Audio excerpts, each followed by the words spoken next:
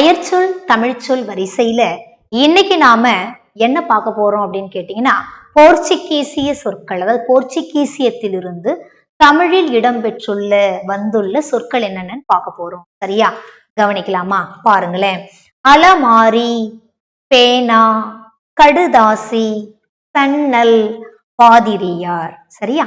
நிறைய சொற்கள் இருக்கு. உங்களுக்கு நான் சின்ன சின்னதா ஷார்ட்கட் போடுறேன். சரியா? நல்லா கவனிங்க. இதுக்கு ஒரு எளிய வடிவில் உங்களுக்கு நான் சொல்லித்தரேன்.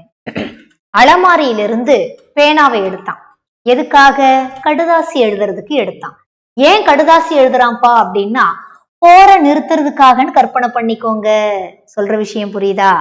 அலமாரியிலிருந்து பேனாவை எடுத்தான், கடுதாசி எழுதுனான். ஏன்?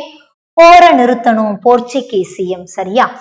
அந்த கடிதம் எப்ப வருமோ, அந்த கடிதம் வந்த உடனே போற நிறுத்தலாமே அப்படின்னு சன்னல் வழியாக பாதிரியார் ஒருத்தர் பார்த்துக்கிட்டே காத்து கிடக்குறாருன்னு ஞாபகம் வச்சுக்கோங்க. சரியா? பாதிரியார் அப்படின்னா சமய தொண்டர் அப்படின்னு சொல்லுவாங்க இல்லையா? சர்ச் ஃபாதர் சொல்லுவோம் இல்லையா நாம, ஞாபகம் வச்சுக்கோங்க. சரியா?